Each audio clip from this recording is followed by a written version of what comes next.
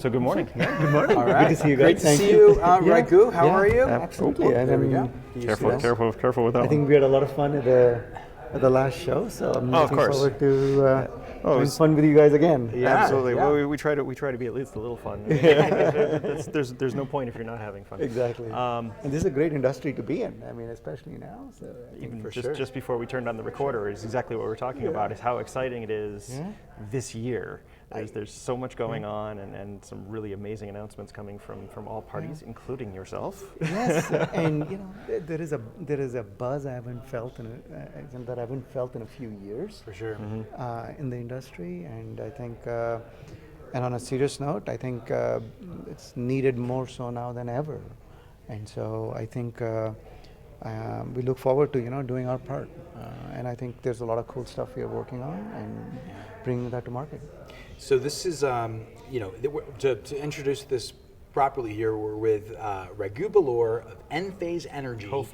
Co-founder of Enphase Energy, and we're coming off here. We're at SPI, North America Smart Energy Week 2019, Salt Lake City. Thank you so much for taking the time to speak with us. Absolutely. First thing in the morning. Yeah, first thing in the morning. I'm glad we were able to connect. Yeah. Jay likes to call this day zero because it's pre-exhibit There's no hall show floor. show floor, and so it's a great opportunity, great timing. And actually, we walked into the Puri Hotel here, and you were coming in at the same time we were. We didn't even realize it was you. Yeah. So I had another meeting just before this. I saw that. Yeah. So Jay and I had an opportunity to interview you and maybe your co-founder Martin Fernage. Yeah. once about a year and a half ago, Yeah. and then you kind of telegraphed a little bit about Ensemble then, and then of course only maybe a year ago, less than a year ago, where we talked about Ensemble and about this amazing new technology that we should be showcasing, I guess, here. Are we going to see this in SPI this not year? yet. No, we are not. Okay, so we are very close. We are in the last throes of it, but we are not. The timing was not exactly. okay, so right we're pretty for us to do close. it. We're getting closer. Yeah. And so this, what is your game plan here for SPI? Of course, everyone's going to want to hear about Ensemble. That's kind of the thing that is never really been done before. But what's your game plan for SPI, and what are you here to kind of showcase? Yeah, so we do have some private rooms, and we are bringing customers in. A lot of our customers and partners are coming in and talking to us. We are, it's becoming more and more real now. So we are actually putting down, giving them all the details of it, the specifications of the product, exactly how it's going to work, how it's going to get installed. More importantly, as you start thinking about it as a complete solution, this is no longer about solar. We know that. This is much bigger. This is about energy. And so I think one thing as an industry we need to start doing is start getting trained. There's a lot of training that needs to go into effect, and so we're working with our partners to start the training processes, etc., so that they can get up to speed when they start installing, not just solar, but they're starting installing solar. They're starting to install, of course, storage. They've got software to install. They've got connectivity to install. They've got, the micro interconnect device or the gateway to install, etc. So I think as an industry we have to start. Everybody needs to start getting trained into installing and deploying energy systems anymore. Absolutely. Not solar. Right. It's no longer about just wiring a string of panels. Yes, exactly. It's going to be the energy coaster. Energy coaster. There you go. Okay. Great point. We're seeing, of course, in Hawaii, we're seeing something in the order of 80% of residential PV permits being pulled are with storage, right? Yeah. So we certainly seen over the last few years all kinds of different systems being deployed. I think that there's a huge opportunity here with the Enphase Ensemble program, our system, and really excited to learn more about how that might impact the residential storage market. And I say that really from a perspective of our industry is struggling out there to be able to, kind of right itself after NEM went away back in 2015. It seems like this product has the potential to really to make that change for us or to contribute considerably. Absolutely. We really think that first and foremost, Hawaii is my favorite place besides weather and the nice beaches and warm sunshine for the obvious reasons. But you guys are always at the forefront you've always been at the forefront of solar. I mean, and so it's very forward-thinking community, bottom line, right? Not devoid of its set of challenges, but definitely very forward-thinking. So I'm not surprised that 80% of all permits being pulled is energy storage. So I think you have to think about NEM going away is actually the biggest catalyst for storage, because and this is not just in Hawaii, it's going to happen nationwide in the US. And a corollary to that, what's happening internationally as well, where feed-in tariff, which is what primarily the international market is, you're seeing that the feed-in tariff is reducing so drastically, and the retail cost of electricity has gone up so much that it doesn't make any sense to export a single electron onto the grid. This world is moving towards self-consumption. When you move towards the world of self-consumption, of course, you want a storage solar solution that's very resilient, which means even in an outage, it can island, as an example. You need storage solution so that you can, use it when the weather is bad, as an example. And I think what's really interesting is starting to think about how can you manage your consumption as well, right? Sure. It's not just about solar. I think the third lever, if you can pull, and if it's a strong lever to pull, consumption, if I can somehow find a way to do it without having any impact on your lifestyle, that'll be a really cool solution. But I think it can be done because there is so much opportunity to do a lot of software there. There's so much opportunity to bring machine learning and AI into the picture, because everybody's energy system will be different than the neighbors. Everybody's lifestyles are different, Yep. And so I think those are the really exciting things looking into the future. It's pretty amazing when you think of where we came from, right, Jay? I mean, from a place where it was, hey, we got a $300 electric bill, and we're going to size this solar system and knock out $300, and when we don't use it, we're backfeeding it to the grid, and we're getting a credit. Yep. Simple, Yeah. right? Nice and easy. No longer like that. Now we're talking about things like using machine learning in our behavior to kind of optimize self-consumption. That's really exciting stuff. Yeah. So, am I to take that to mean that it learns our behavior and when to self-consume, when to store, or when to maybe use energy directly to our needs? I mean, what kind of a future do you see? That's precisely what it is. Let me explain. Ensemble, if you look at Ensemble, it's actually an energy management technology. Okay. And what it is it's a platform that just has a number of resources on it. So it's got the solar resource, the storage resource, the grid as a resource, your loads, maybe even a fuel cell, etc., whatever it may be. Its job is it creates a marketplace of buyers and sellers, just like you're talking about Wall Street, right? It's like a marketplace of buyers and sellers. So what's a seller? Solar is obviously a seller of energy, right? A grid could be a buyer or seller of energy. Your battery is a buyer or seller of energy. Your load is only a buyer of energy, right? So the goal of this system is to find the best source of energy to supply that load. So for example, within a home and a washing machine, now everybody's becoming really intelligent, right? So the washing machine says, hey, I need to run. Who's going to sell me the energy? This is within the home, right? And then then the system then says, hey, is it cheaper to buy from the grid at this time? Is it cheaper to buy from storage? Is it cheaper to buy from solar? Of course, it'll be the cheapest to buy from solar because the marginal cost of solar is zero. But marginal cost of solar at night is infinite, right? You can't buy from solar anymore. Or if solar is maxed out, servicing all the other loads. So that's how the engine underlying works. It's a marginal cost optimization engine.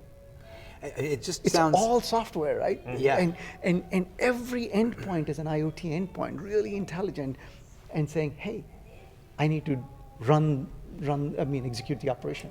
It feels like from an anatomy of a system perspective that an AC coupled, hyper redundant type of anatomy like the microinverter would lend itself to that very well, right? And one of the complexities that we're seeing in Hawaii right now is just learning how to install and commission and make sure everything's working for all these different types of solar plus storage systems. It feels to me like this type of a technology, this type of a package, when offered, I really want to know when it's going to be offered. When offered, it could be a real game changer, not only in terms of being able to do all of what you just described, but also when we go ahead and install it. One of the things that we loved about Enphase when it came out early, what was it? 2009. I wasn't in the solar industry then, so around 2010 I was like learning about Enphase. And it was because it was so simple to install. It made our lives as installers. I'm no longer an installer, by the way, but it made our lives as installers, it was a whole different world. Do you see that same type of thing happening for installers that are now kind of in this area of trying to understand storage and all the complexities? Is it going to make their lives easier? Actually, you bet it is. One of the core tenets of the company was keep its simplicity, right? Even though the systems have become more complex, our job is to make sure that the system installation and commissioning process is really, really, really, really simple. So treat everything as a IoT appliance.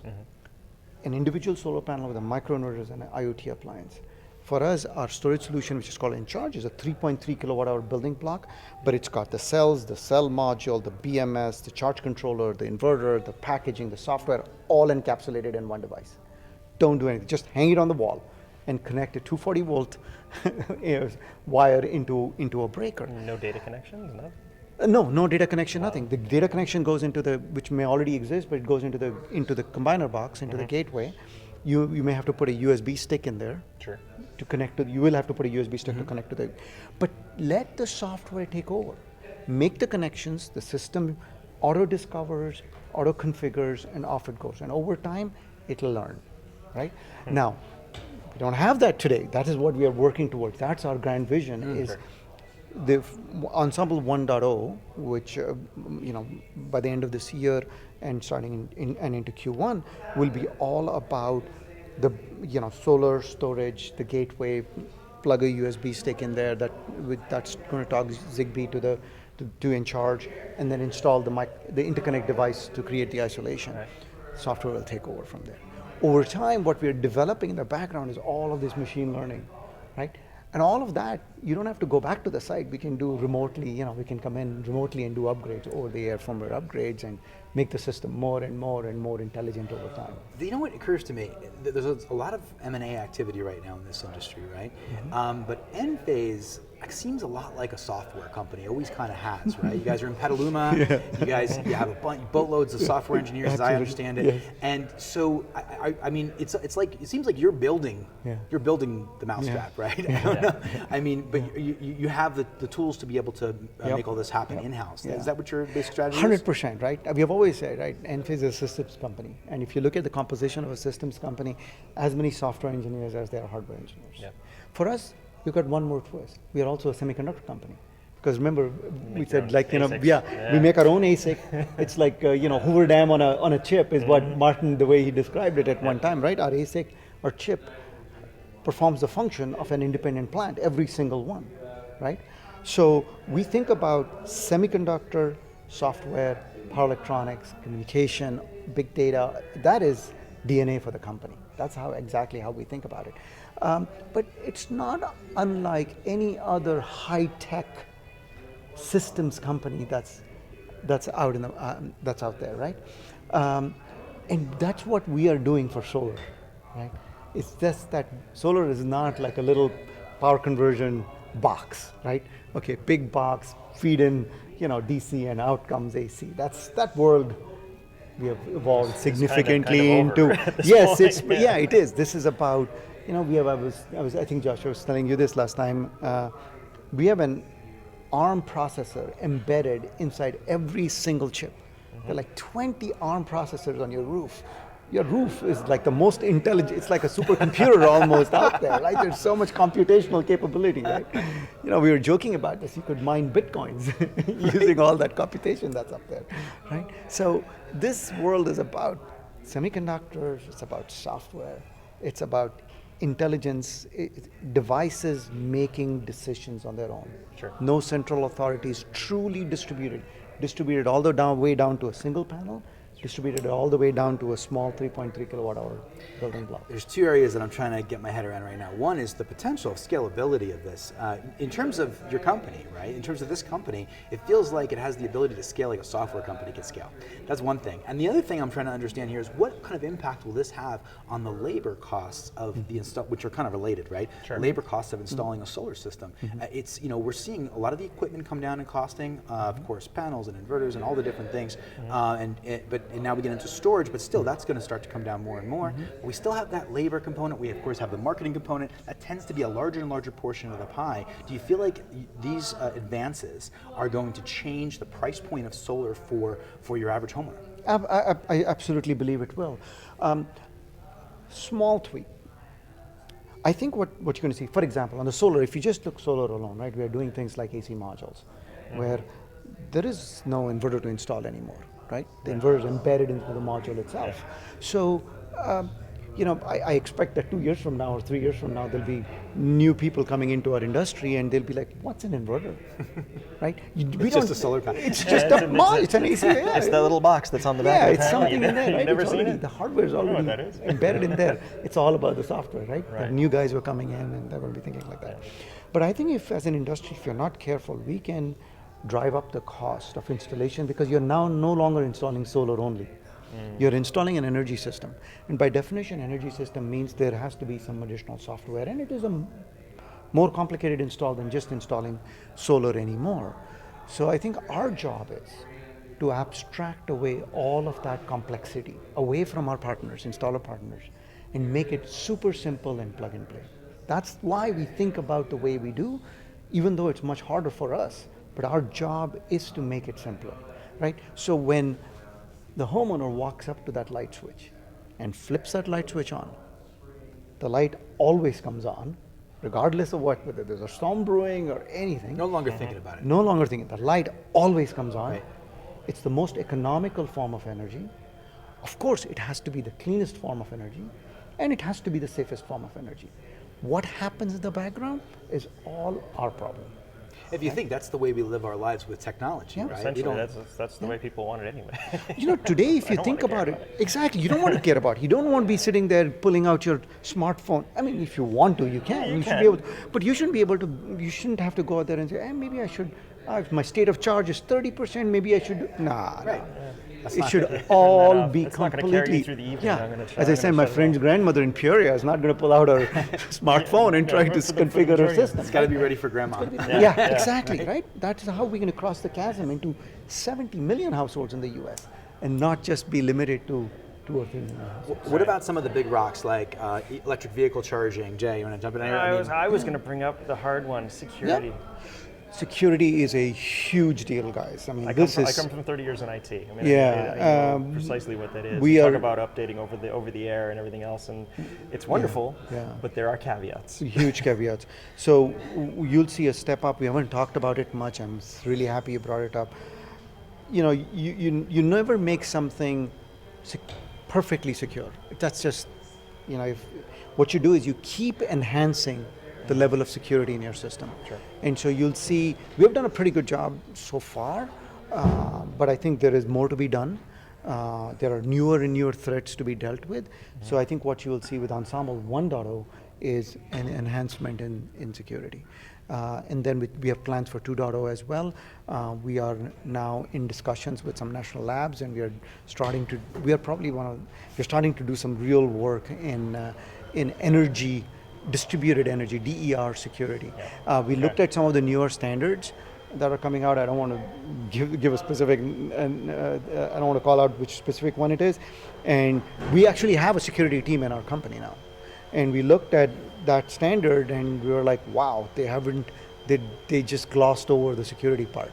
And that needs to get addressed. So as an industry, we need to address it. Yeah. And the threat is it's strong. Once you have a significant, yeah. right now we're kind of what I call security through obscurity. Yeah. It's not a big enough target yet. Correct. But as soon as we have a significant volume of Yep. these, it's going to become one. And Yeah. it's a serious concern of mine.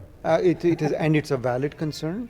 And I think it is, we as technology providers have to take it very, very seriously and make sure that every generation of a product, just like we improve cost and reliability on every generation of our microinverters, we look at the exact same way and improve that every generation of system that we release is more secure than the previous generation. It's a race, right? Yeah, essentially. It's a race that doesn't have an end point. You Right, just right. you constantly Trying have to to stay keep. one step ahead. You have to constantly improve.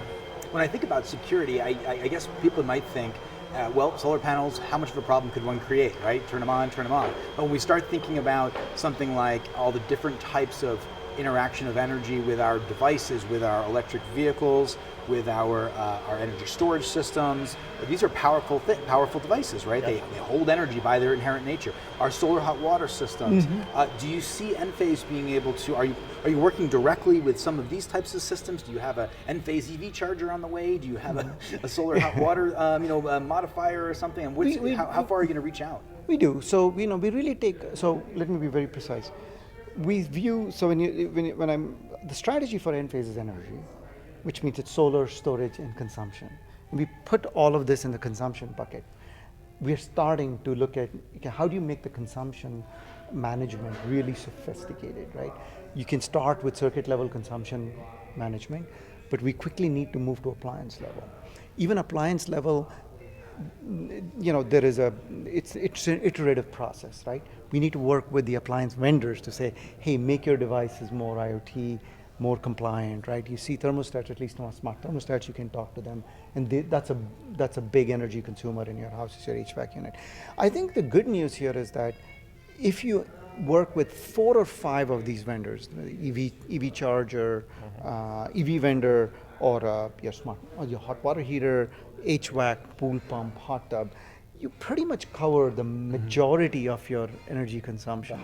The high demand devices, right? Lighting and everything, it's cool. I think you need to do it, but it's not going to be material in terms of. And these days, in LED lighting, it's and not LED lighting, it's going to be exactly it's so right. already. Yeah, it's still there's a coolness factor to it, and you will fold that. But no, consumption management is a pretty big area, not trivial, because everybody's lifestyle is different. Somebody's got 2 kids, 3 kids, college kids, high school age kids. Yeah, it's got to be different, right? Yeah. And given that difference, you need software systems that can adapt to that difference, and not having somebody go in there and configure. Okay, tell me what your family lifestyle is. It's not how it's going to be. The system will have to learn on its own. That's where things like machine learning and all of that comes into the picture. So it's almost like looking into the future, really, is what we're talking about here. I mean, we're talking about, so with something like that, what about virtual power planning? This is a futuristic conversation in and of itself. You did drop the big DER right? Absolutely. There's VPP stuff happening. Yeah. We've done some shows on VPP out in Bavaria recently, early in the year. Yeah. And then, of course, some new VPP systems are being put into or being signed on in Hawaii presently. Yeah. There was a grid services component to the gigawatt level RFP that was put out by Hawaiian electric companies. How does Enphase play a role in that? Does it have a distinct advantage in some way? So advantage, the market will tell us if you have an advantage or not. What I'll share with you is our view on how VPP needs to be executed, if I may. Yeah. I have one caution, concern, if you may. The danger of, we have to be careful that we don't centralize things, right? And because what are we? We are but their core belief for us is that DER is the way to go. Behind the meter DER, distributed energy resource, is the way to go, right? And VPP can, if not done right, re-centralize things. Meaning you now create a central authority that's managing all of these DERs. Right. Then the whole point of a DER is to some extent lost. Central control is that a central authority. Building Central authorities have a problem with scaling, have a problem with cost, and central authority also have a problem with security. Sure. Somebody breaks into that security, into that central authority. High value target. Yeah. So does this do a better job? Sorry to interrupt you. But does this do a better job than an aggregator? Yeah. We have a slightly different view of how it doesn't take the aggregator out of the picture, but you distribute the power of the aggregator. The aggregator doesn't send commands. The aggregator sends requests. And then you have DER makes the autonomous decision whether to participate or not. That's how you push power and control to that DER.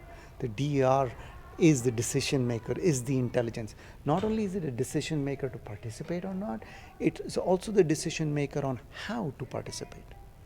You've got number of resources. It's that marketplace, right? Now that marketplace that I talked about earlier on, your request from your aggregator is factored into that cost function. So the request from your washing machine in Yeah. the future and Yeah. the question I get are all on the same type of system. All on the same. It's the common platform, and you're just you will do the Essentially optimization. the same type of request. It's Yeah. exactly the same type of request. I will pay you now, Sure. right? Yeah. So the washing machine may go, oh, the system may go, oh, listen, maybe if I defer my running, if I defer, I get some credit for it because I deferred when I should be running my washing Right, machine. Sure. Right, and aggregators in this DER sense, there's a notion of reducing load as much as there is of maybe getting power out of your battery. It's not. There's a whole series of different opportunities, Brilliant. right? That's exactly what it is about. Yeah. It's about saying, hey, DER, I don't care what you do behind the scenes. Provide me with X amount of power if you're willing to participate. Yes, I'm willing to participate. Yes, I've evaluated what my resources are. Yes, I can delay my washing machine running. Yes, my solar is maxed out running at MPPT. Great, let that decision making happen down there, not with the central authority. It seems like it also has the opportunity to create tremendous efficiency in that process, right? Because you're no longer it's not a static system. It's not now a dynamic system very dynamic. that creates real world market values, Yeah, right? absolutely. And when you're concerned about extreme weather events and something, in a system like that, you can basically arbitrarily cut a line anywhere through the system, and it doesn't really care. Yeah. So you can say, hey, my priority right now is my home safety, so I want to play in the market.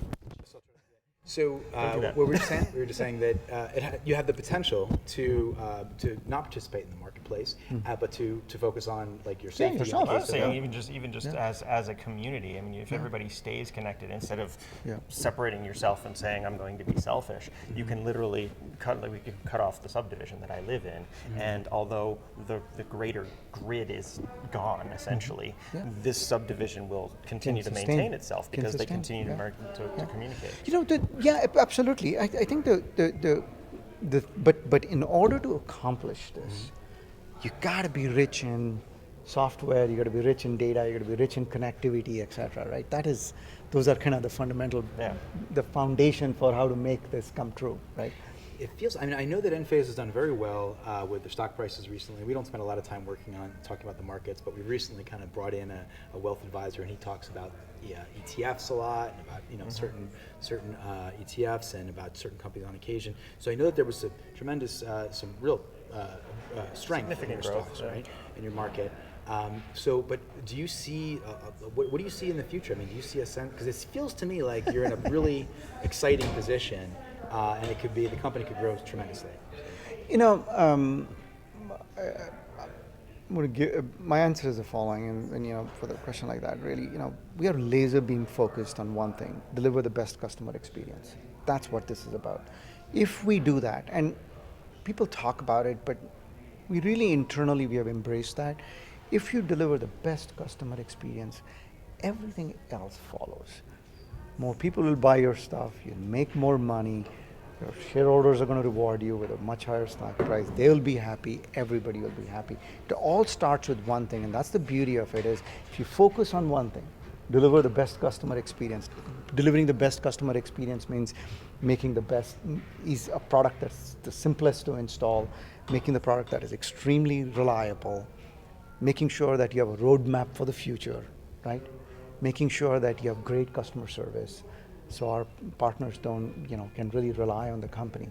Those were some of the lessons we have also learned over time, and lessons learned through some hard times.